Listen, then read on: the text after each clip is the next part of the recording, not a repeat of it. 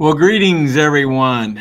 Dale Parrish hosts COS today, along with co-host Mr. Ken Kashuba, You do, and Dale? State Communications Coordinator. Turn your volume up a little bit there. We can do that. We can There do that. you go. Yeah. Well, Ken, did you have a good Easter? Had a really good Easter. Yeah. Weather turned out nice on Sunday and had good services. And, yeah.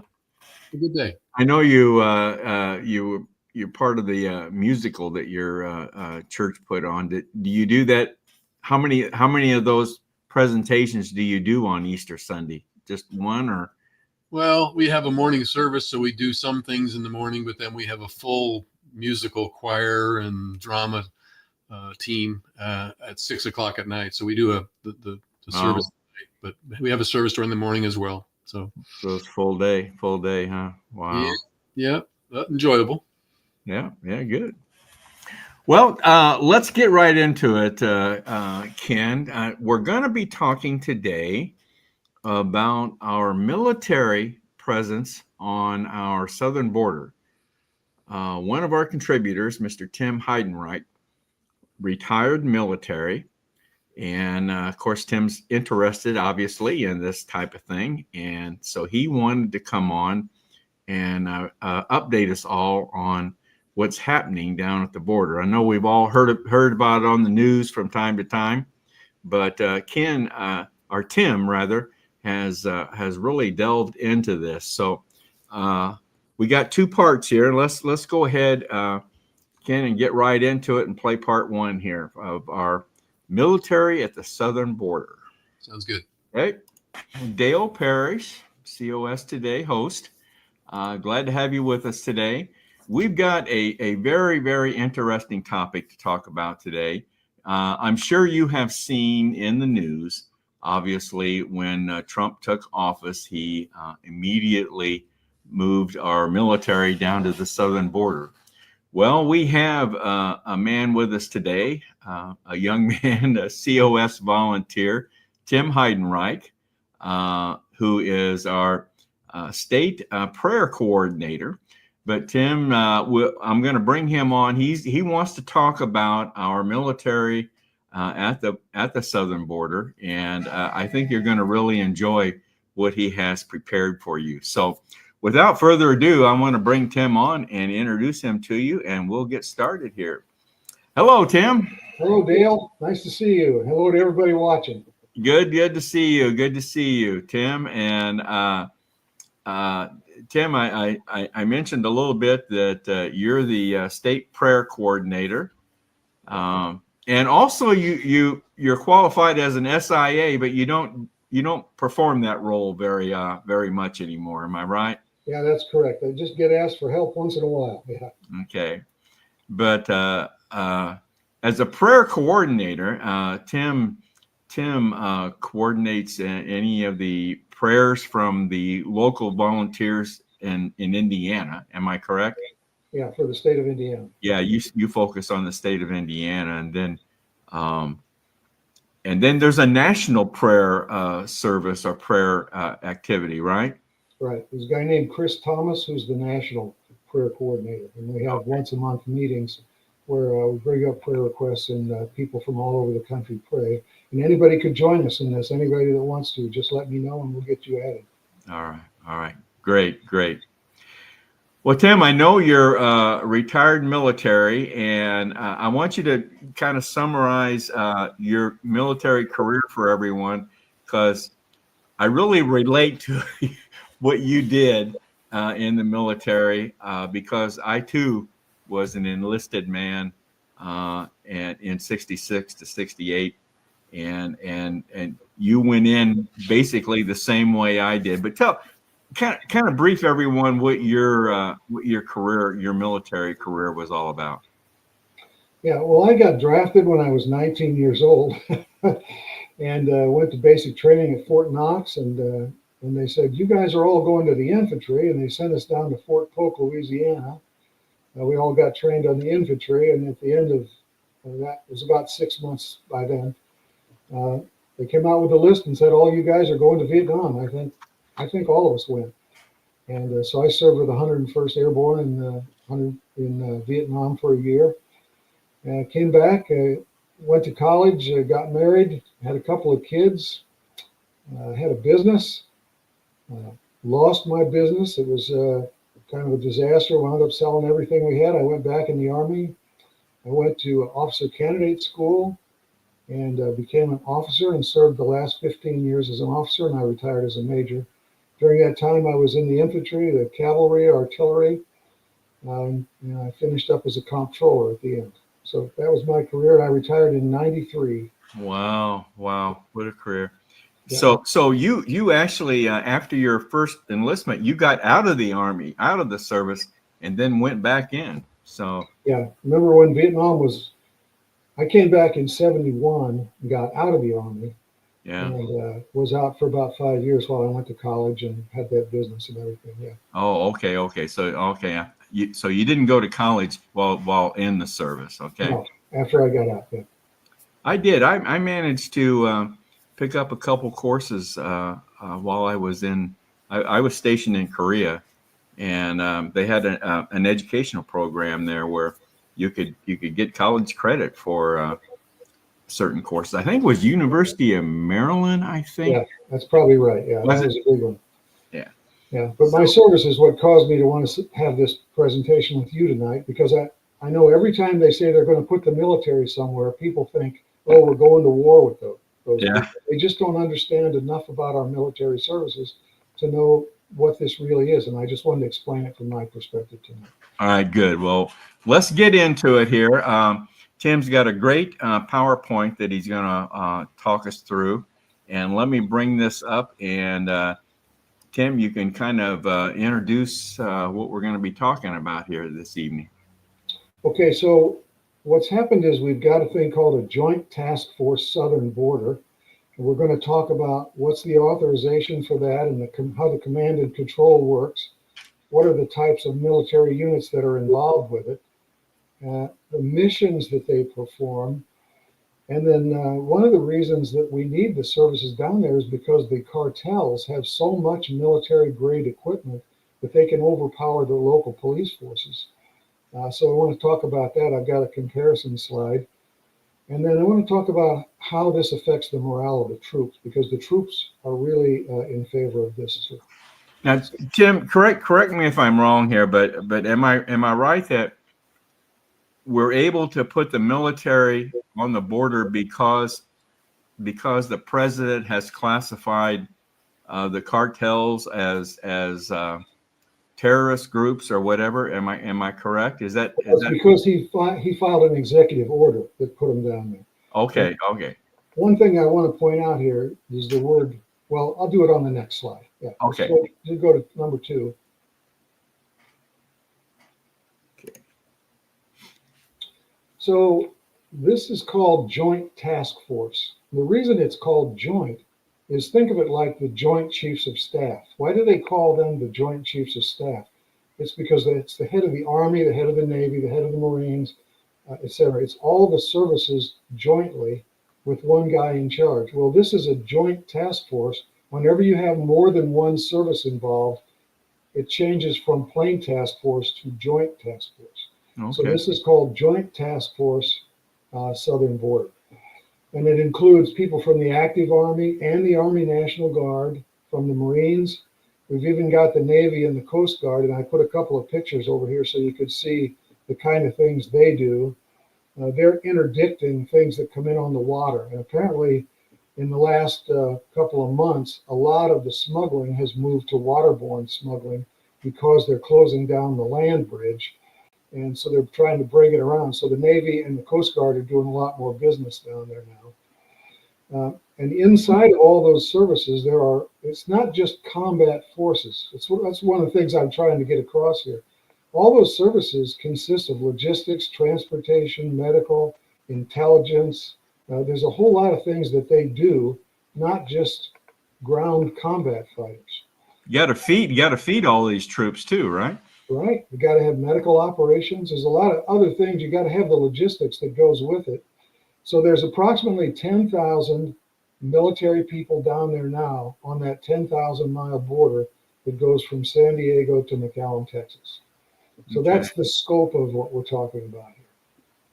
Now, obviously, I wasn't aware that the National Guard was involved in this. Obviously, they have a particular kind of role versus active Army. Everybody, I guess, everyone's got their individual role that they have to play, right? Yeah, but when the Army National Guard is activated by the president, they become active Army. They Okay. are active. I mean, they'll go back to the National Guard. They have different requirements, like how long they can serve and those kind of things. But for that period of time that they are activated, they operate as if they're active Army because they are activated. Tim, what is there a difference between reserves and National Guard? Yes. I can Sorry, only speak from my experience, but Army National Guard is primarily combat units, and Army Reserves are primarily more like hospitals and support type units. That's not 100%, but in general, that's the way it is. Yeah. okay, all right. Also, when you're in the National Guard, the reserves, you only serve one weekend a month. So you couldn't actually take them down there for one weekend and then bring them back. So when they're activated, they're full time, 24 hours a day, 7 days a week. I see. Okay. All right.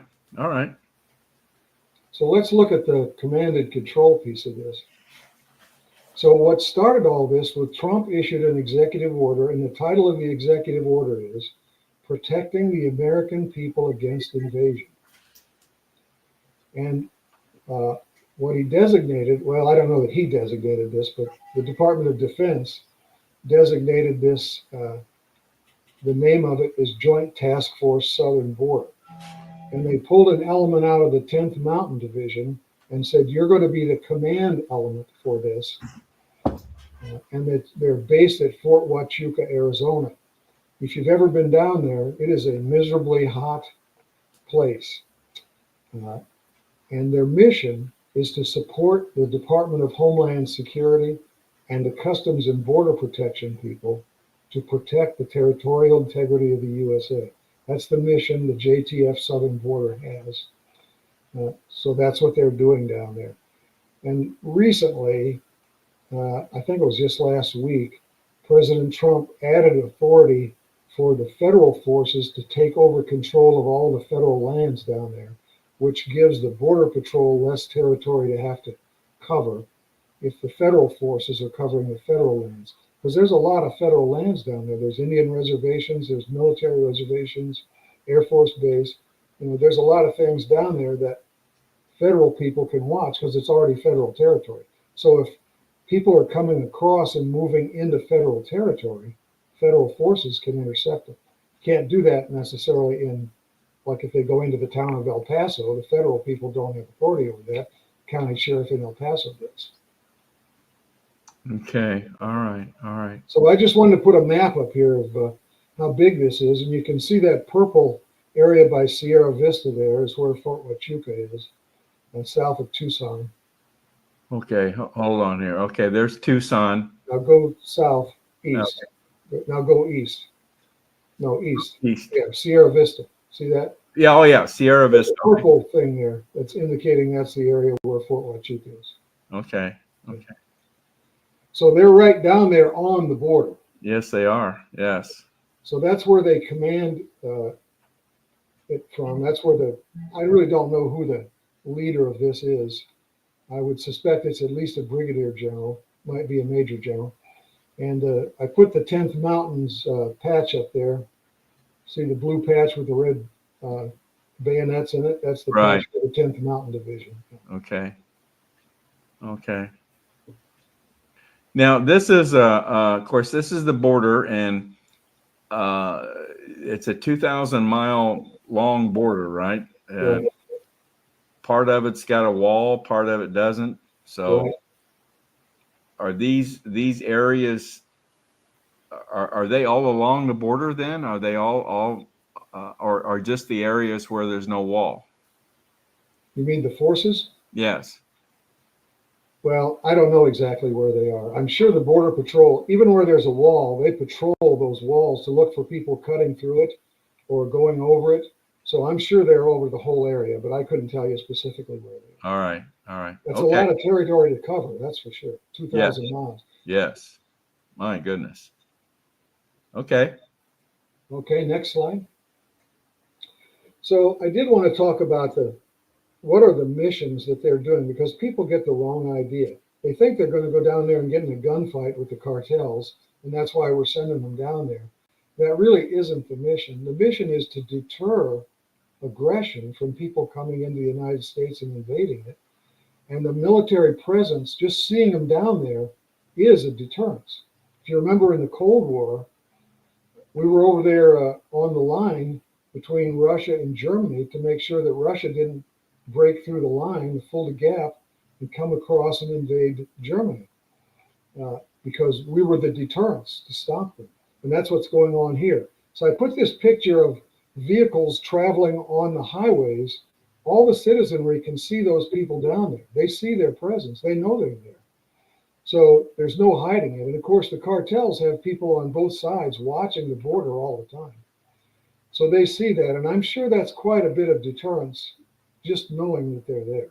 Oh, okay. All right. Another of the missions, the main mission is support the Customs and Border Patrol officers as they request. I'm sure there are things that they maybe don't have enough manpower to do, or they don't have the equipment to do it.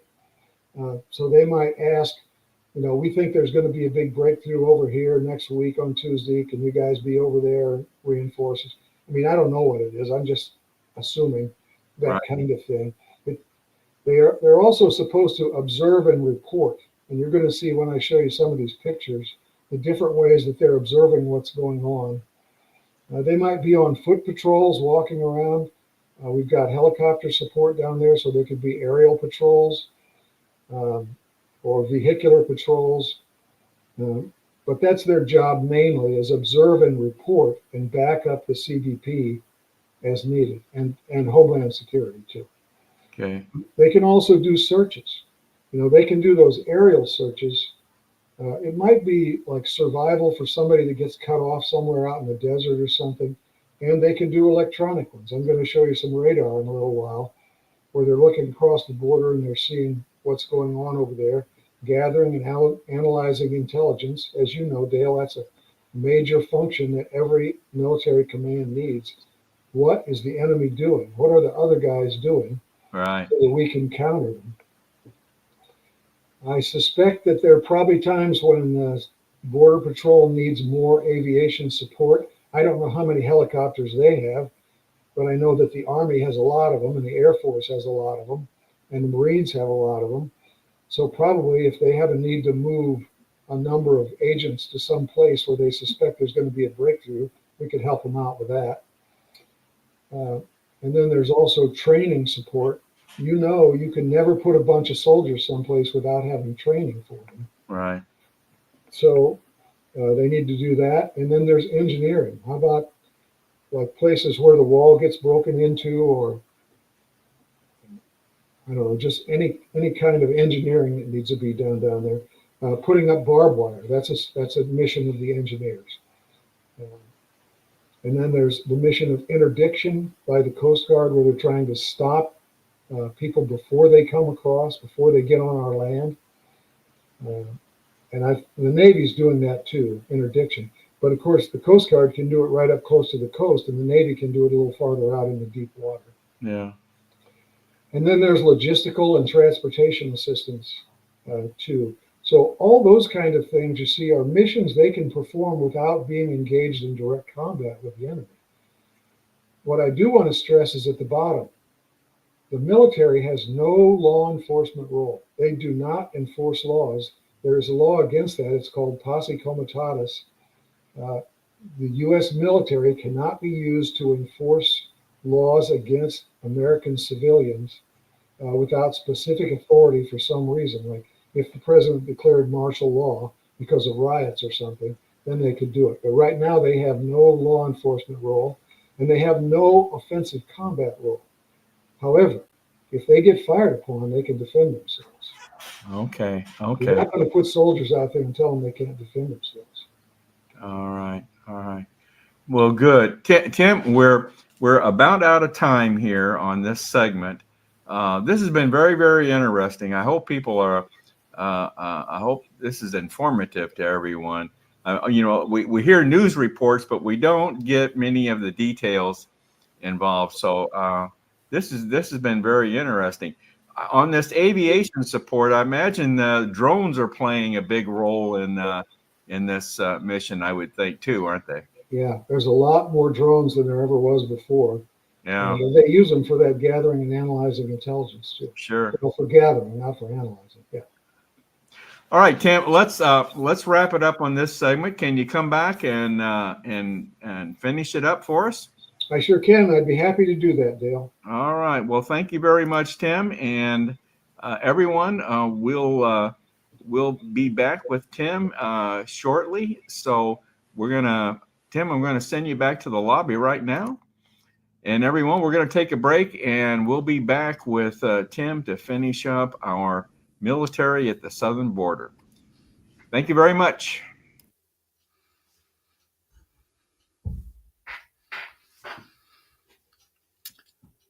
Well, Dale, you're muted, so I'll get you started by saying that, yeah, that was very, very interesting. That Sorry about that. has a deep knowledge, and I'm learning a lot already about the operations part of it. So it's been a good session so far. Well, I'll tell you, wait till we get to part 2. I'll tell you, it's very, very, very informative. He does a great job on this. Sure does. Well, in the meantime, let's take a little break here, Ken. And how about you telling us about that QR code up there in the corner and what that's all about? That one over there? That one up there. There you go. I love this mirror effect. That QR code is basically a support code for our COS Today channel. And what we ask people to do is to take their smartphones out and scan that QR code and fill in your name and email address, and you'll become one of our supporters. You'll get access to our platform, which has a lot of our contributor segments there and additional website links, other types of great little freebies for you. We don't ask for any money. We're not asking for donations. We just look for your support. So that shows us who's basically supporting our channel, and we like to be able to give you some additional information, a lot of things out there that you might be able to use, make it entertaining for you. So I'll put a link in the chat too in case somebody needs the URL for that. Okay. All right. Great. Well, let's also take a minute here too and listen to another one of Dave's Daily Dose. This is from our fairly recently new contributor, David Punt out of Minnesota. And he wants to talk about legalized voting. So that's kind of been a hot topic. And a lot of things, you hear a lot of talk about IDs now again. So, yeah. So Dave's got some thoughts on this. So let's listen to what he's got to say here.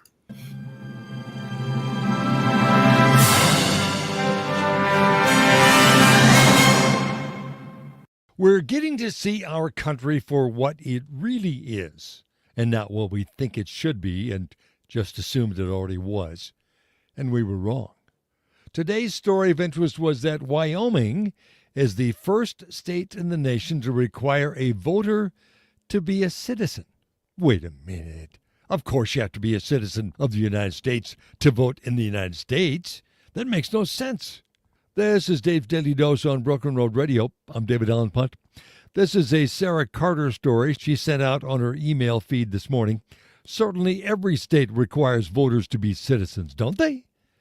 Not according to Sarah. Wyoming is the first state that would require voters to be able to prove that they're a U.S. citizen and prove that they live in the state in which they're voting. What am I missing? I may have to ask the missus about this. She's getting ready for a special election at the moment, so most of these rules and regulations will be in the front of her frontal lobe. Guess I'll have to wait for a bit. She's taking a nap right now, and she hates it when I wake her up from a nap. I can noodle out some of this my own self. Let's see. I'm most familiar with Minnesota rules because I've lived here the most in my life. Certainly, a voter would have to have something that proves he or she is a citizen of the U.S. and lives in Minnesota to cast a vote. There was an elected guy last fall who ran for a spot in the state Congress who, it turned out, didn't live in the right district. That's something required here. You have to live in, for example, District 6 to run for a spot in District 6. He was probably confused with all the numbers and sent out flyers, put up lawn signs, shook people's hands, and kissed people's babies for the 6-month campaign in the wrong district. Minnesota, like a lot of other states, allows people to register on Election Day. You have to have proof of citizenship, kind of. If you don't actually have a paper or a license or an ID card or even an electric power and water bill with your name on it, you can have someone vouch for you. So does that make a person a citizen? Not really. That other guy could be slinging it. The legal beagles in Minnesota have come up with an ingenious system to sort of require people to prove they're citizens and live in the state to vote. If they have to register that day, they have to fill out a postcard addressed to themselves. And if the postcard comes back to the missus, for example, they must have forgotten what their address was or where they were supposed to vote, or got confused by the numbers. A couple of years back, the missus and her election-running pals around the state got 160,000 cards back. Do we know where these people are from, or where they're supposed to be voting, or if they're citizens? Guess not. Wyoming is number 1, 49 states to go. I'm David Allen Punt.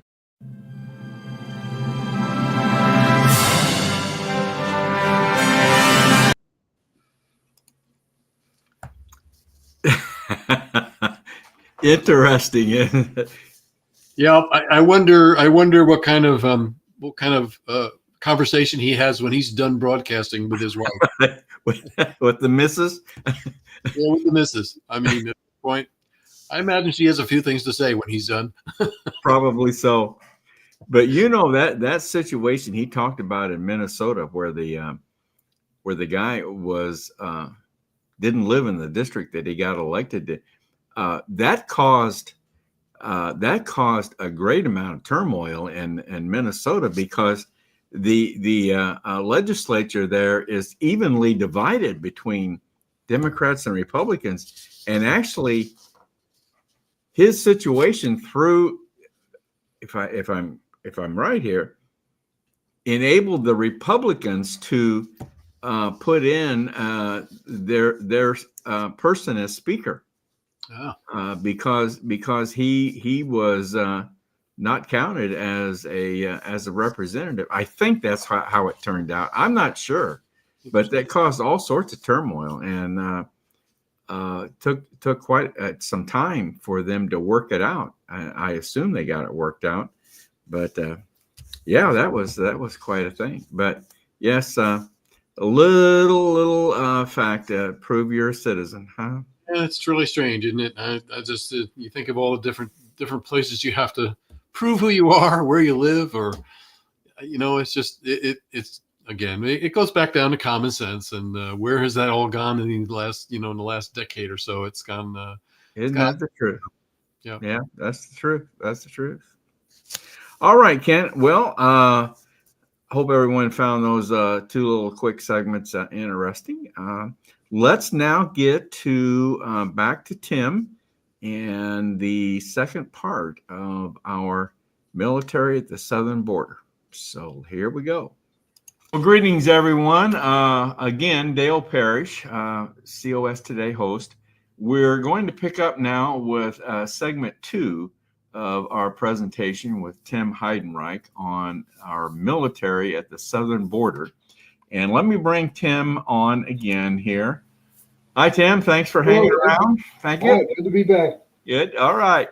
Well, Tim, we're gonna let's lead off here with the last slide that we were watching on missions, and then we'll get into the rest of the presentation. So, okay. Well, what I wanted to cover This is where we finished the last time, but I just want to hit it again for those people who might not have seen the first edition. There's a lot of missions that these military people are doing down there, and they're not combat missions. These are things that have to be done when you're in a situation like this. Mainly, they are deterring aggression with their presence. But you notice on here we've got searching, we've got patrolling, we've got aviation support, engineering, logistics, etc. And I'm going to show you a bunch of pictures. These are DoD photographs that I got off the internet of people doing these things. But I do want to reinforce one more thing that I said. Would you go back to that slide again? Oh, I'm sorry. Okay. I just want to reinforce the bottom two things because Okay. you'll hear this in the media. There's no law enforcement role and there's no offensive combat role. That's not why they were sent there, regardless of the media telling you, oh, we're going to get in a war because Trump sent soldiers to the border. That's not what's happening. They're not doing those kinds of, unless they get fired on, they're not going to do it. Okay, now let's look at some pictures, Dale. Okay, so we talked about aviation support, and Dale mentioned drones. That's true, but there's also a lot of helicopters to transport personnel around. Those are Black Hawk helicopters that you see sitting on that airstrip or whatever, or I don't know if that's a road or an airstrip, but those are Black Hawk helicopters. And those are the workhorses of the Army now. It used to be Huey helicopters. There's still some of those out there, but mainly it's Black Hawks. And they can carry people, or they can carry radar, or they can carry rocket pods. They can be configured to do a lot of different things. So there's I don't know how many there are down there, but there's a lot of them. Then if you look in the upper right-hand corner, you see a soldier by the name of Rosa, and you see a police officer with the Border Patrol, and they're behind an armored vehicle. And so they're coordinating something, but you notice it's up on a horizon. They're looking down, it's up on a high rise, and they're looking at the horizon. There's a lot of territory out there in front of them. We can't really see what's on that mounted vehicle. They can be reconfigured with a lot of different things on them, like the helicopters. But they may just have either a listening hardware, or they may have vision, extra long vision hardware. They may have radar on the front of that thing. But clearly, there are two people cooperating, active military and the Border Patrol, and that's what we want the mission to be down there. Then you see a soldier on the ground in the bottom left. Sometimes that's what soldiers do. They put him out on observation posts all alone, see how well camouflaged he is. It may be that he could be out there for hours or longer. Maybe he's out there for days. Maybe there's 2 or 3 of them, and they're just sitting out there waiting to see when the coyotes are bringing people across. Is that a camera on the front of his helmet, would you guess? I can't see that well enough to tell you, Dale. I don't. It's not like a GoPro. A GoPro would stick up higher. I'm not sure what that is. All right, okay. But you can see if you were out there walking in that scrub brush coming from the south up across to the United States, and that guy was laying there, you wouldn't know he was there until you got there. You'd have to step on him before you realized he was there. Yeah. And then over on the lower right-hand corner is a radar outfit. There are many different configurations of that. There are kinds of radar that can pick up people, and there are kinds of radar that can pick up shots fired from the other side, tell you exactly where they came from. We don't know what that one is. Doesn't matter. But again, look at the terrain. Look at the wide open terrain in front of them out there. Yeah. Wow. That would be really hard to track all that if you didn't have some kind of automation to help you. So you can see the guy standing up on the back side there has got some kind of a laptop computer inside there. He's giving commands or reading commands, and they're using high-powered information technology to gather that data nowadays. Wow. Amazing, isn't it? So those are, what I want to point out here is, look how useful those missions are, and there's no law enforcement going on, and there's no combat going on there. Wow. Very good. Okay. Let's look at the next one. Yeah. Now, here's some engineering things that could be done. Maybe they're adding bracing to the wall. Maybe that's a particularly vulnerable place, or maybe somebody cut through it. So they've got guys in the services that are welders, I mean, they've got guys that do all kinds of machine work. So this guy's, for some reason, welding that bar onto the wall. And then this lady soldier over here is putting up barbed wire. So that's just a couple of examples of engineering tasks that the Border Patrol might want them to do for them. Okay. All right. There's some more. Yeah. Now here's a vehicle patrol 8-wheeled Stryker vehicle in the top picture. And if you look on top, see that rounded dome? That's some kind of a radar device, that rounded dome.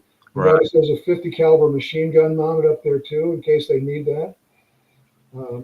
Those vehicles are very mobile. You can turn them into ambulances. You can turn them into just about anything you want. They are armored personnel carriers.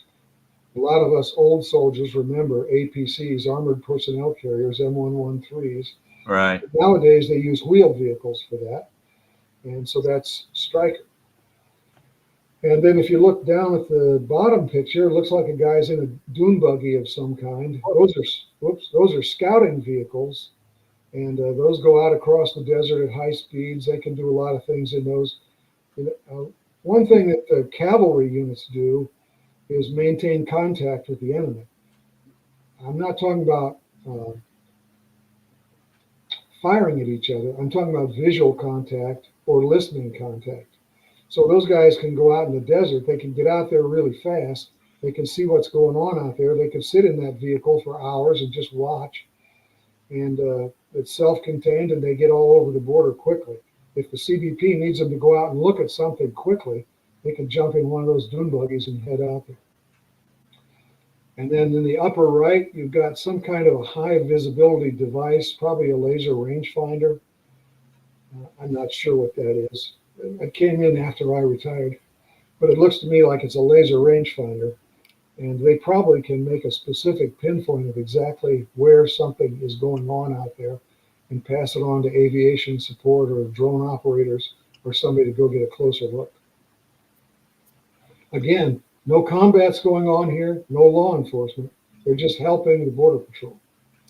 Well, I tell you, this has got to be a deterrent. I mean, a presence like this on the border has got to be a deterrent. Yeah. I would certainly think. My goodness. Okay. And here we have pictures of logistics. Yeah. Imagine what it takes to put 10,000 people down there. You got to feed them. You got to have replacement uniforms. You got to have parts for the vehicles. There's a lot of things you have to have. So a lot of the people that are in our active military do logistics work. They transport. Here's a bunch of Strykers. I think they came from Texas on that train, and they're getting ready to either load them up or unload them. Looks like unloading to me. So that's logistics. And if you look behind them on the other train, we've got other types of vehicles on those other flat cars over there. To the lower right, you've got some kind of a warehouse storage facility where they're storing boxes of whatever kind of equipment they need. Might be camouflage nets, might be uniforms, might be anything. Could be blankets, anything that you need to operate an army. And then at the top, you've got metal containers being strapped down or unstrapped so they can carry sensitive equipment like high-tech radios or computer systems or radars or something like that in there that can't be damaged in a cardboard box. So all those logistics tasks are going on the same thing. That's not law enforcement. It's not combat. It's just Army tasks that have to happen. To me, it's amazing all the what goes into doing something like this.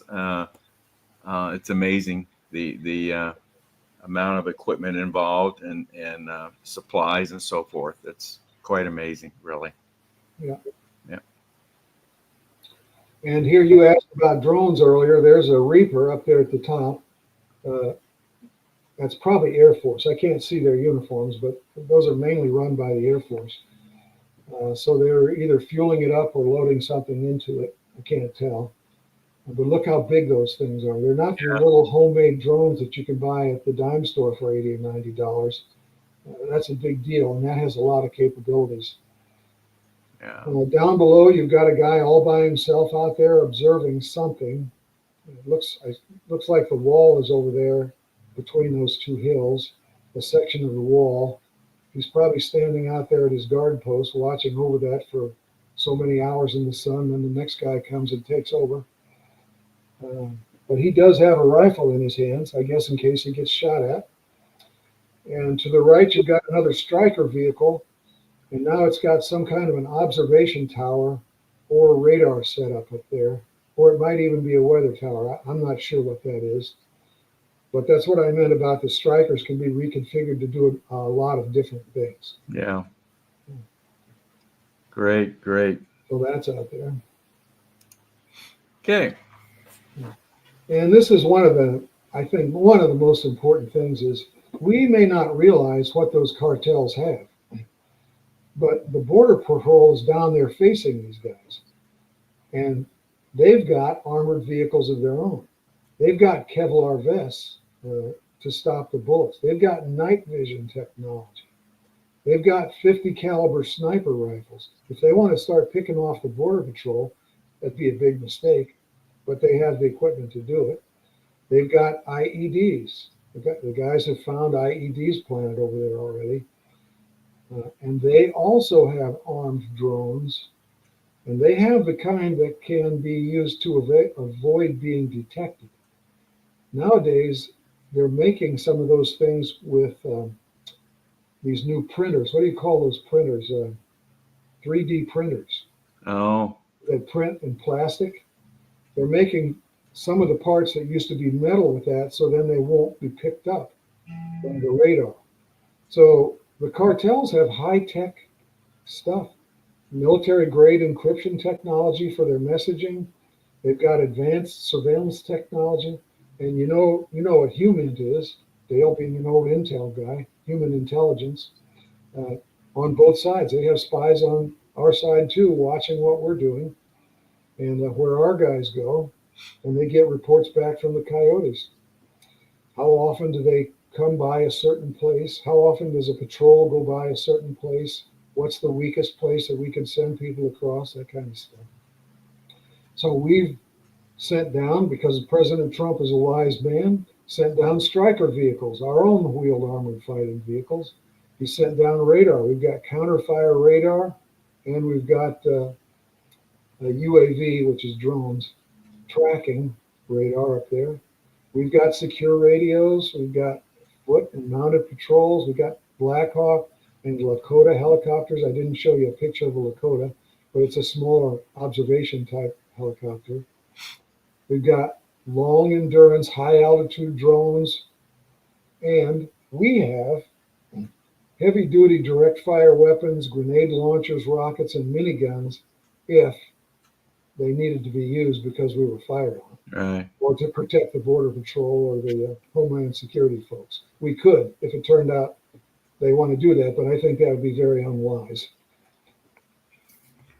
So I just wanted to show you the difference between that. It's some people say, and you may hear the media say this, we don't need the Army down there. We've got the Border Patrol down there. Yeah, well, the Border Patrol doesn't have all those things that we have. So it's good for us to be down there backing them up. Yep. I think it is. All right. And the final thing I wanted to talk about is something that people may not realize about the morale of our troops. It's so important that our troops have high morale. And for the last 4 years, especially after the Afghan pullout that was such a disaster, morale has been in the dumps. You know, we couldn't meet the recruiting goals. None of the services were meeting their recruiting goals. People were leaving the service. It was just a mess. And as soon as Donald Trump got reelected, morale went sky high. And I think the first month, they went way over 100% on their recruiting goals. And it's been that way ever since. Because the troops want to do a mission. They want to do something to protect America. That's why we have soldiers. And that's why people sign up for the military. They want to protect the nation. So this is a picture of some level of commander talking to his troops before they go out on a mission. This is the kind of thing they always do. Get together, talk about what they're going to do. And the morale is sky high for the troops that are doing this kind of stuff because they really want to do it. It's also a real world training mission. When we're not when soldiers are not doing something like this, they're going through war games, bivouacs. You've heard those type of terms, where you go out to the field for 3 weeks, you do war games, then you come back in. Right. It's just training, training, training, training over and over. I can't tell you how many of those training exercises I've been on in the years I was in there. And they get boring because it's not a real world mission, it's just training. But when you find out you're going off to a real world mission, that gets exciting and it really helps the morale in the units. And so I just think this is wonderful. It's growing our patriotism, it's growing our morale. And I think President Donald Trump, has done a wonderful thing by creating this Joint Task Force Southern Border and defending our border in this way. Yeah, I agree. Do you know, Tim, do you know, is the recruitment up in all the different branches? Yes. It Yes. is on all of them? Yes. Yeah. Well, and I know, I think they've revised the physical requirements. I mean, I'm sure you've heard how hard it is to find people that are physically capable of serving in the military. That's one of the biggest problems. They say about only 1/3 of our high school kids are physically capable of getting into the service. Isn't that something? It's terrible, but recruiting is up for the ones that are physically capable. And I think what Secretary Hegseth did about saying we're going to eliminate different standards for women is a great idea.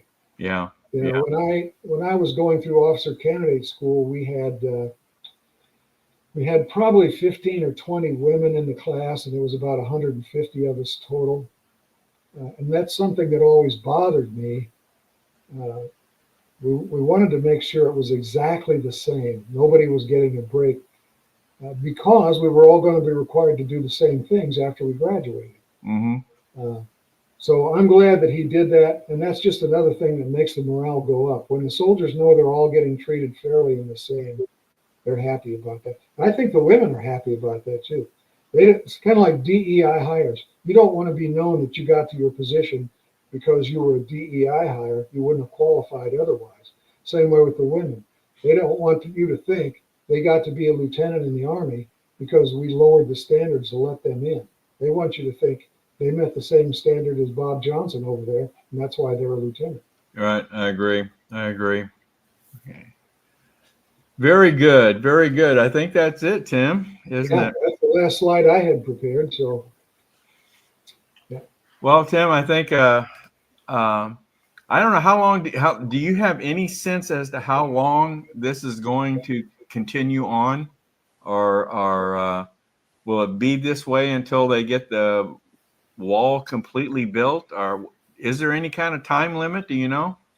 There was nothing that I saw in the executive order. It just said it's established. I would think whenever CBP or Homeland Security says they don't need the help anymore, that's probably when it'll scale down. But that may go all the way through the Trump administration.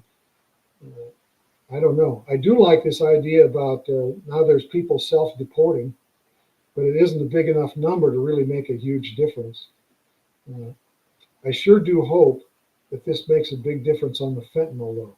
Besides just getting invaded, this fentanyl is killing so many of our people. Right. I don't know why that's not a bigger story if we've had 100,000 deaths to fentanyl every year. What if we had 100,000 deaths due to something else? We'd be all over. If there's 100,000 deaths in car crashes, we'd be blowing the roof off of that. Yeah.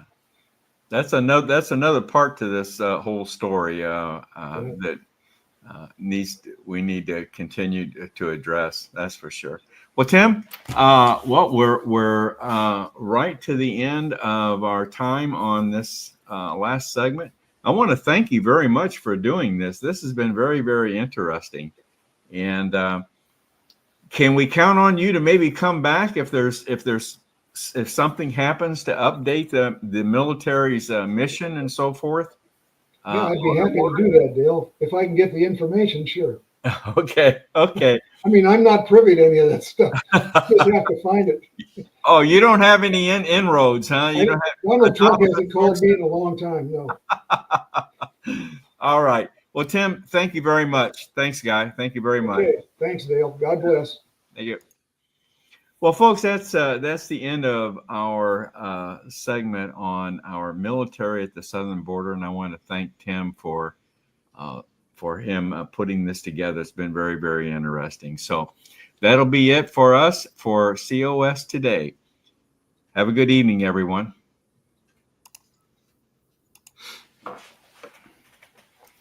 Yeah, that was good, wasn't it? I tell you, Tim did a great job.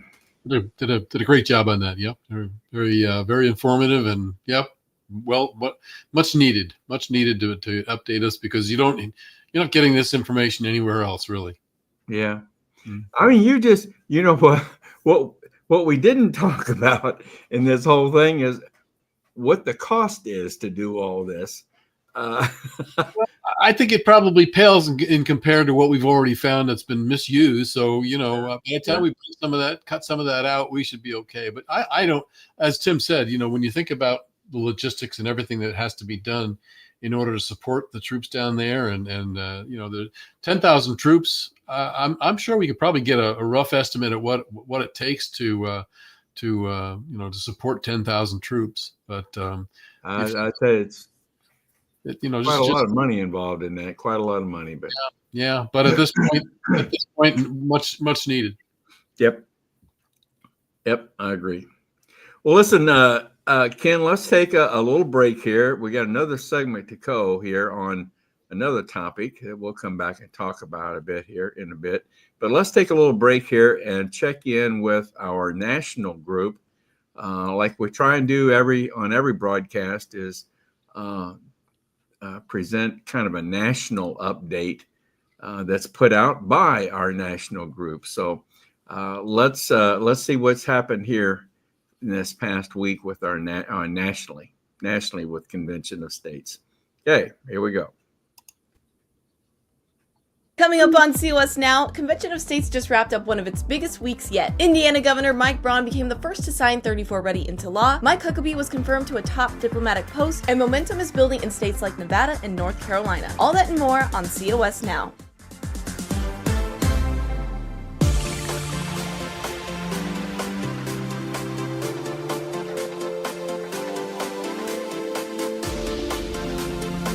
What do we want? When do we want it? Happy Monday, I'm your host Rachel Martin, and this is COS Now, the show where we break down all the latest news in the Convention of States movement. We've got a big announcement to make, but before we do, make sure that you like this video, subscribe to the channel, and ring that notification bell so that you're always notified when we have a new upload. With that, let's get into our big announcement. Big news dropped last Wednesday. Indiana Governor Mike Braun announced that he is officially endorsing Convention of States action. On Thursday, he also became the first governor to sign our 34 Ready legislation, establishing rules for governing commissioners to an Article 5 convention. Here's what he said about Article 5 when he served as a U.S. Senator. Article 5 of our Constitution gives the states the power to pick up the slack when Congress refuses to act, where it doesn't exercise discipline, good behavior, what all of us expect. We could take power away from the D.C. establishment and put it back in the hands of the American people. This plan is extremely popular because it makes sense. It puts political will and backbone into this place that we don't normally have. You can read more at conventionofstates.com/endorsements. Later that day, the U.S. Senate confirmed Mike Huckabee, former Arkansas governor and COS endorser, to become the ambassador to Israel, adding to the growing list of COS supporters in Trump's administration. Huckabee was one of our earliest endorsers and has continued to speak out in favor of the movement. Personally, I think the Convention of the States, as it has been planned, can be one of the best things that happens, and here's why. Washington is in gridlock. If we ever want things like a balanced budget amendment or term limits, both of which I really believe would help this country, we'll never get it out of Congress. They will never vote to limit themselves to a certain number of terms, and they will never vote upon themselves to have to balance the budget like 49 of the 50 states have to do, and we're better off because they do. Meanwhile, the COS Nevada team made the news last week thanks to an event attended by COS President Mark Meckler and Nevada's Lieutenant Governor Stavros Anthony. Ranchers, faith leaders, and veterans. They were all advocating for the Convention of States Action, a group that seeks to invoke Article 5 of the Constitution. To start a convention, it would require 34 states to sign on, while support from 38 states would be needed to ratify any new amendments. I've gotten probably more emails to support the Convention of States since I've been a state senator than just about any other issue. I'm talking about thousands of people that I've signed up and I want to save our country. And so it's really inspired me to get involved, and I'm going to stay involved until we get it passed here in the state of Nevada.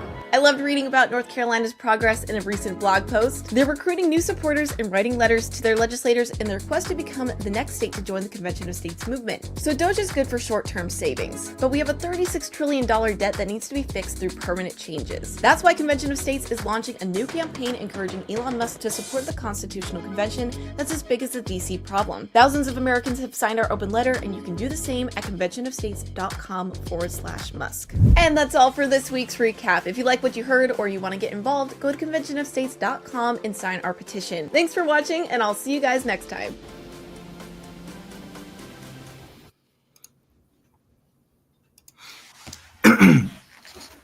Well, it's nice to have been the leadoff story on that national news this week. Right.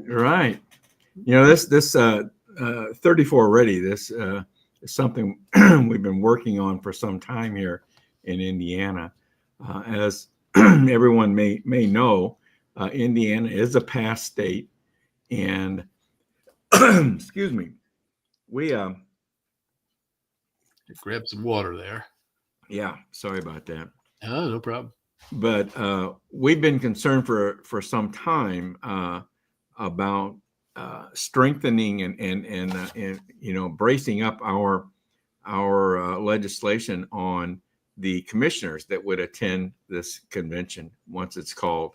So this 34 Ready program really helped do that a great deal. So it's been something that's been worked on for some time here in Indiana. So glad. And Governor Braun, we've had Governor Braun on when he was a senator. We've had him on COS today. He's been a longtime supporter of Convention of States and was very, very key in Indiana passing the resolution. And I think it was 2016. So he's been a supporter all along. Yeah. Yes. Well, I'll tell you, we're going to now kind of shift gears. One of our team members and contributors, Diana Tellis, out of Ohio. As a matter of fact, I think she's your the same position that you have here in Indiana, state communications coordinator. She serves in that same capacity in Ohio. Yep. But Diana is a very, very well prepared and educated individual on Convention of States. And a gentleman in Ohio, and I want to make sure I got this right. He does a podcast called CFI Ohio, and his name is Mark Pukita. And he got a hold of Diana and did a long interview with her on talking about Convention of States. So we're going to present to you just the first part of that interview, and hopefully we'll have some more parts as time goes on. But Diana just does a really good job, I think, of representing Convention of States and what she's explaining. So, and he has some questions prepared for her, and he'll ask her those questions and she'll respond. So I wanted to go ahead and play this first part of it, and we'll have more parts as time goes on. So, all right, let's, hopefully I got this right here. Nope, I don't. That was the wrong one. Okay, here we go now. Sorry about that.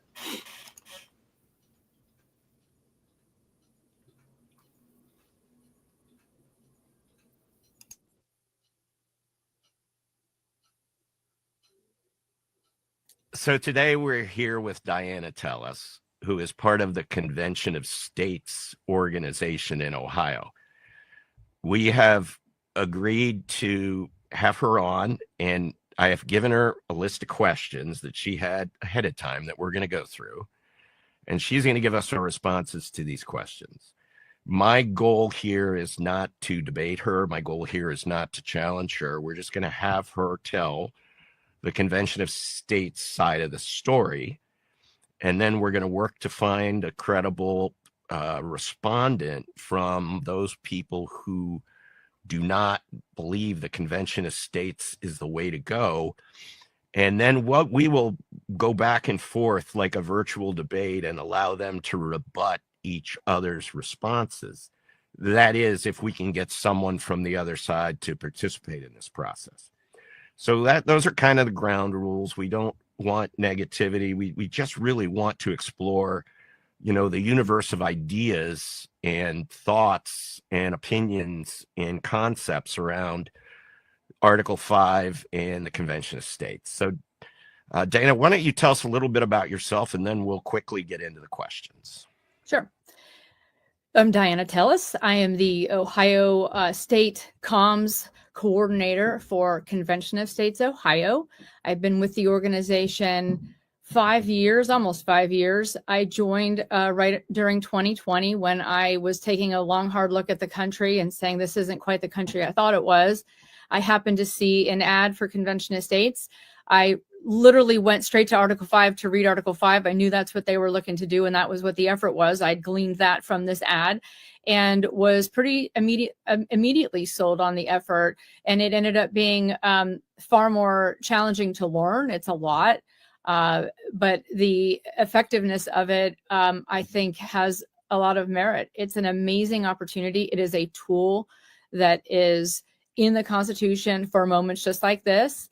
So I'm happy to be on board. I have very recently joined my regional director who oversees 7 states, the flyover states, and I am now her assistant. So I also have kind of a national position too, a small one, but I do get to learn a little more about what's going on in other states and assist in any way that I can there. My expertise is really in communications, writing specifically, but there seems to be a lot of opportunity for that in Convention of States, a lot of dialogue, written dialogue, letters, media releases, things like that. So it's been a joy to be part of the organization. I work with amazing people, a lot of people who are not all retired, some are, and were very successful in their own right, very, very patriotic, God-fearing, and are very, very passionate about invoking Article 5 of the U.S. Constitution.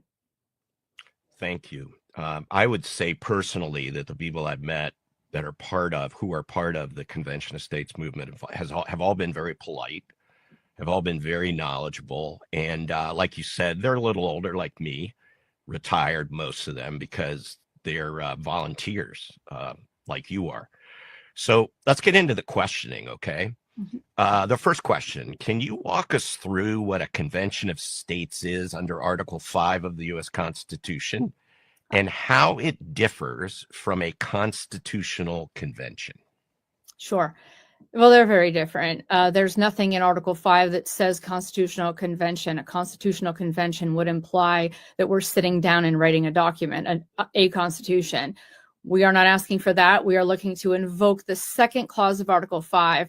And if you don't mind, I feel like we don't give enough grounding if we don't read Article 5 as it is. So if you don't mind, it's very, very short. It's like the shortest article on the whole Constitution. There are only 7 articles. And for Article 5 to be devoted to amendments really says something. So as we all know, the first clause of Article 5 allows for Congress to write amendments to the Constitution. They can write them, and I'm going to read this now. Second, and you can listen. In the first sentence, it's right there for Congress. And in the second portion of it, it also talks about the states can get together in a convention and do the same. And from there on out, the process is the same. It still has to go and be ratified by the states. Any written amendment would have to be ratified by the states. It is as simple as that. So let me read this. I've tried to memorize Article 5, and I don't know, I think it's my age or something. It's just not sticking. So I opt to read it. So I'll read it to you. The Congress, whenever 2/3 of both houses shall deem it necessary, shall propose amendments to this Constitution, or on the application of the legislatures of 2/3 of the several states, shall call a convention for proposing amendments, which in either case shall be valid to all intents and purposes as part of this Constitution, when ratified by the legislatures of 3/4 of the several states, or by conventions in 3/4 thereof. It's very wordy, I know, but everything that I read from, long ago and any kind of legalese is wordy. So what that is saying that is that 2/3 of the members of Congress would have to approve any amendment that they came up with. It pushes out to the states, and then it would have to be ratified by a supermajority, 3/4 of the states, which is 38 states. Likewise, in a state convention, well, to hold the state convention, we have to have 2/3 majority agreeing on a topic or agreeing to have the convention. In our case, we're asking for a limited convention per our resolution. So it does look like a resolution. The way we get 34 states to say, yeah, we want to have this convention is to have them agree to our resolution. We are not the only Article 5 effort out there looking to have a convention. We have the most topics, but we are not the only one. And there have been many, many other proposals across many, many years. We have a lot of traction, probably the most traction. Maybe we're second, maybe to I'm not even sure. The balanced budget amendment might have a few more states, but we are working towards that 34. We have 19 right now, 19 states who have agreed to have a convention on the 3 topics. Our 3 topics are term limits for federal offices and for Congress, imposing fiscal restraints on the federal government, and limiting the power and jurisdiction of the federal government. Those are our 3 topics. Very broad. A lot of amendments could fall under those. There won't be time probably to write the number of amendments that could fall under that, but that's what we're asking. Those are the 3 things in tandem that need to be addressed in our federal government. And the states can do it. They have the power to do it via Article 5, under the authority of Article 5. And that's what we're looking to do. It is a very, very different than holding a constitutional convention. There is no language in what I just read you that suggests rewriting the Constitution. There isn't any. Okay. Some people will tell you there isn't enough language to even have a convention in here, but there isn't a lot of language for other processes in the Constitution. It was originally only 4,000 words. So processes aren't part of the Constitution. They just aren't. There's enough in Article 5 to have passed 27 amendments through Congress. There's plenty in there, plenty of language in there to allow the states to do it as well. But there's nothing in there that allows for any kind of process for a new constitution to be dropped in there and somehow ratified. I don't even know what that would look like. How would that look? I mean, the states are used to getting an amendment dropped in, and they look at these amendments and they vote on them individually. Our state legislatures now haven't seen one in a long time, but there is a process. That's no excuse to not be able to do it. I mean, we have the right to do it, right? Agreed. But can you envision if a state convention were held and a new constitution were like shoved in their faces? What are they going to do with that? There's not even it's ridiculous. They would be incapable. They would be incapable. Yeah, we do have opposition who will say that. And it's unfortunate because it's flat out false. There is nothing in the Constitution that would allow for us to destroy the Constitution or edit. I saw this online the other day, editing the verbiage of the Constitution. There's no editing the verbiage of the Constitution. It's an amendment. It's tacked on to what's already there. And we don't want to change the Constitution per se. We are amending it with some new ideas, okay, for sure, with some new ideas like balancing the budget, which we aren't doing. Since we aren't doing it, we want to codify that. Right. That's just one example. Yeah. Mm-hmm. So what is the step-by-step process? If you could go down like a bullet point process for initiating and holding a convention of states, I think you did it in answering the first question, but just Mm-hmm. very specifically, what are those steps that we have to go through Okay. in order for from state applications Got it. to ratification? All right. So we do have grassroots Convention of States volunteers in almost every state House district in Ohio, across the country, actually.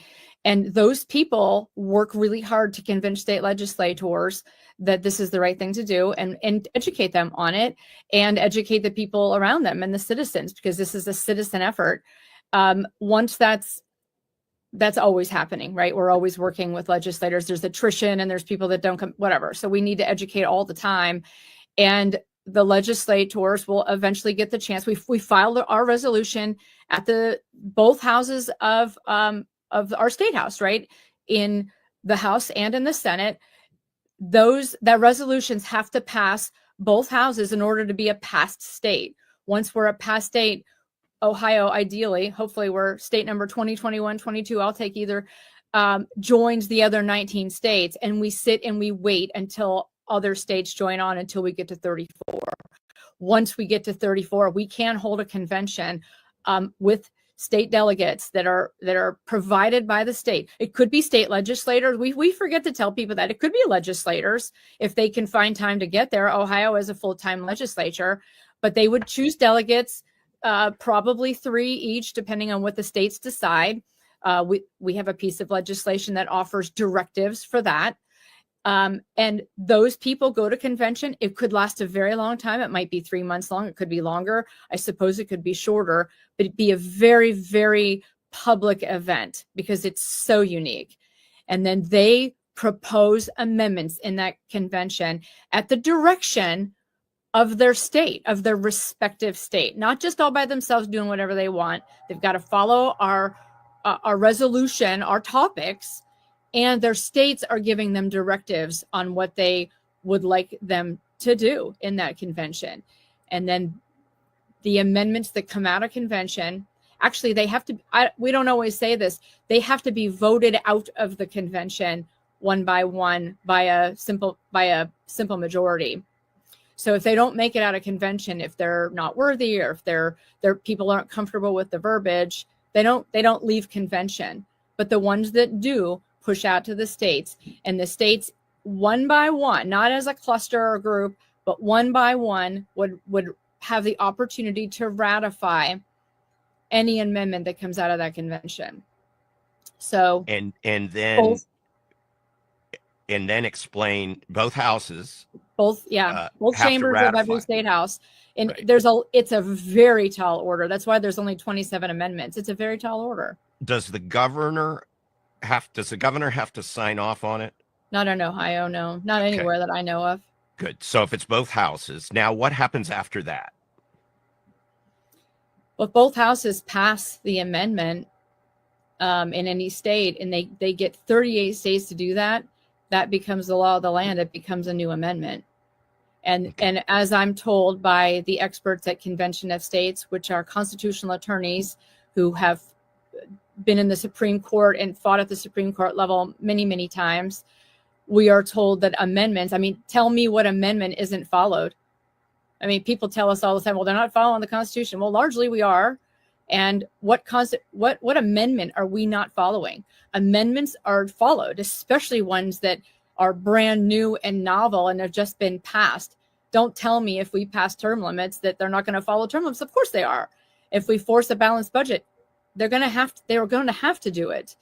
And there's plenty of people, I still think there's plenty of people in Washington who want to, that they just can't get enough cooperation. But if it's the law of the land, then they're going to have to do it. So I'm satisfied that I'm not as optimistic that we're going to get a lot of amendments passed. But if we got even 1 or 2, 3, 4, that it could make dramatic differences in the way things are operating in Washington, D.C. Absolutely. Historically, Diana, how has Article 5 been used successfully? And what lessons can we draw for a modern convention of states? Well, since 1789, there have been over 12,000, actually it's almost 13,000 amendments that have been proposed to the Constitution, and that's an average of 50 a year. That means the process works. What that tells me and should tell you is that any unpopular amendment is just not going to get anywhere. We know Ted Cruz has promoted term limits. I don't know how much he's pushed it or followed through on it, but at least he's filed it. And it never gets anywhere. Every new Congress, he does that. Sure. But that might be to appease certain people. I don't know how hard he Exactly. works. So maybe he doesn't have time. He probably doesn't have time. But it's not popular because Congress isn't in the habit of taking away their own power. But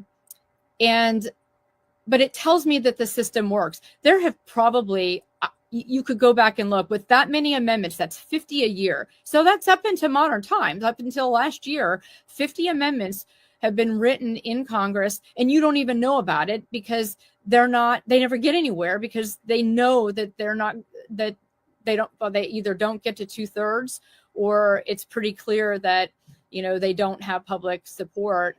I guarantee you, I did look a long time ago, and I should know this. I guarantee there have been limitations on gun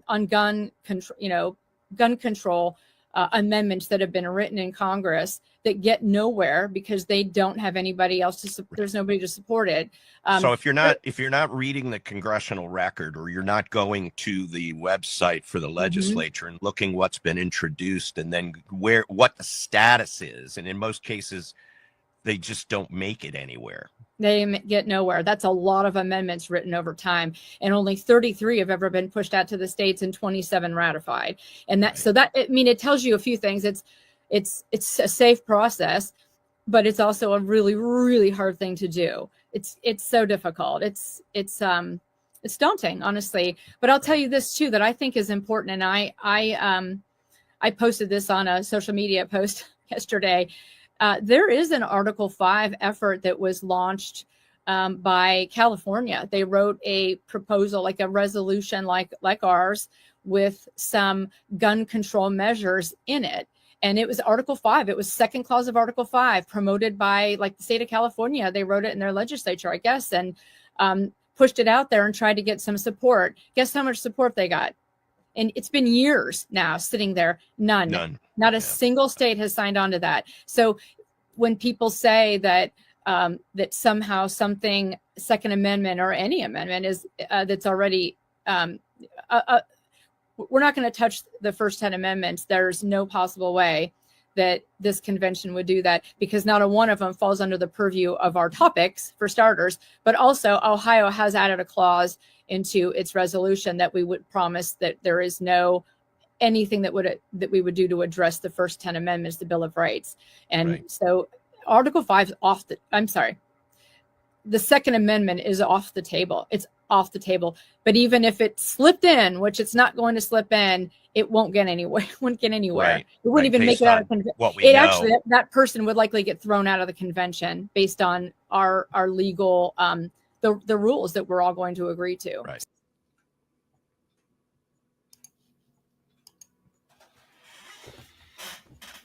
Okay, well, that's the first segment with that interview with Diana, and the whole interview went on for, I think, over an hour.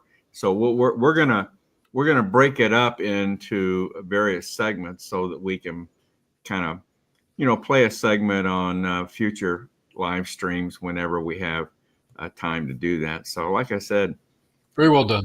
Diana does a good job, doesn't she?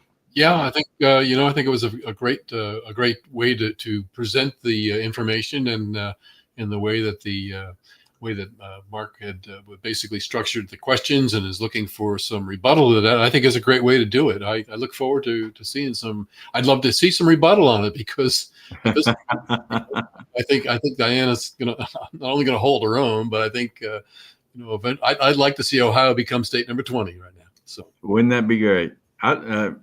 I like any state to become number 20. As a matter of fact, that's a kind of a point of frustration with many of us right now. Sure. Oh well, that's another topic that I think we're going to address that, as a matter of fact, as time goes on. So anyway, Oh, let's as we wind up here, let's talk about what's coming up on COS today. And of course, a week from tonight, we've got our roundtable coming up, which we do every fourth Monday of the month. And our topic for panel discussion this time is the Corporation for Public Broadcasting. So ought to be a very, very interesting discussion, I would think. I've long wondered about that whole situation. So it's good to see. It's good to see we'll be able to spend a roundtable talking about that, because I think it's time. Yep. I think it's a very appropriate topic. So John Ackerman will be hosting that as normal. And we'll have a panel of 5 of us talking about various aspects of the Corporation for Public Broadcasting. So that's coming up next Monday. Now, 2 weeks from tonight, which would be May 5th, geez, Ken, we're already getting into May here. This year is flying by, it seems. Telling you, I don't know. Our contributor and state director from Missouri, Brett Sterling, who did the 3-part series on tariffs.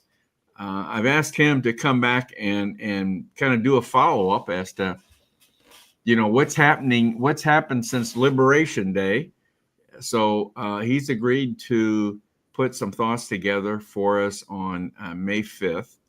And I believe we may have another segment on Meet the Founders, another segment from Larry Hudson on George Washington. So that'll all be coming up on May 5th. So I might also want to remind everyone that if you have any comments or questions regarding our live stream tonight, please drop us an email at raiseyourvoicecos@gmail.com. raiseyourvoicecos@gmail.com. All right. Well, Ken, as we start to wind down here, let's check in with John Ackerman on our COS basics, which we always try to cover every week. So this time, John's talking about ratification, and always that's a good topic. Kind of follows what Diana was talking about, right? Fair enough. Might as well give it a little extra support there. Yeah. So let's once John's completed, then we'll come back and we'll say good night to everyone, Ken, and let Maringo Mike close us down for tonight. So here's John Ackerman.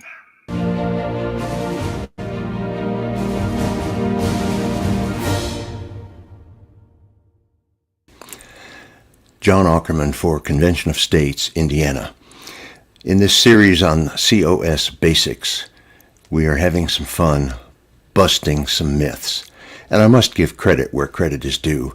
Virtually everything I'm saying in the myth-busting videos is found on the conventionofstates.com website, along with a lot of other details that I don't have time to talk about. So a lot of this material is not exactly original with me.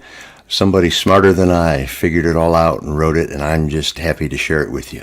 Today's myth is that the Constitutional Convention cheated on the ratification process. So the question is, did the 1787 Philadelphia Convention actually cheat on the ratification process? Here's the myth. The founders in Philadelphia changed the rules. They knew that they could never get 13 states to agree to this new Constitution, so they cheated on the process and said that the Constitution would go into effect as soon as only 9 states ratified it. That's the way it was, but was it cheating? Here's the fact. The Constitutional Convention merely proposed a new ratification process. The convention had no real and no final powers to establish the new Constitution. It would be within the power of the states, and it would be up to Congress to agree or not to agree with the convention's proposals. First of all, Congress agreed. You see, the convention transmitted two documents to Congress: the proposed Constitution and something called resolutions of transmittal. And you can see that at conventionofstates.com.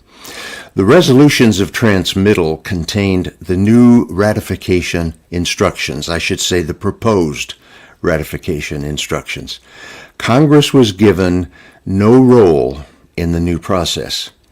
Congress was asked merely to transmit both of these documents to the 13 state legislatures, the Constitution and the resolutions of transmittal. Congress could have refused to transmit the documents. That would have amounted to a rejection of the new ratification process.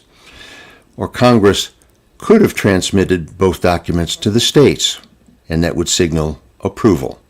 Well, Congress transmitted both documents to the states. Congress, you see, approved the proposed ratification process. Secondly, the states also agreed.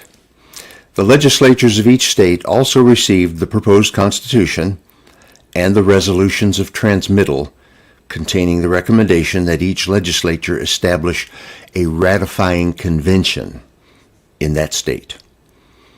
As with Congress, any state could have rejected the new ratification process by refusing to create a ratifying convention. And if any state had refused, the old ratification process requiring unanimity would still be in effect. But every legislature, all 13, voted to create ratifying conventions in their states, signifying unanimous approval of the new ratification process. With the new ratification process now having the unanimous approval of the states and of Congress, the Constitution could now be ratified according to the proposed process, ratification by 9 state conventions. Busted! The myth that the Constitutional Convention cheated on the ratification process is busted. The convention merely proposed a new ratification process. The convention had no real and no final powers to establish the Constitution. It was for the states and Congress to agree or not with the ratification process. And I am so glad that they agreed.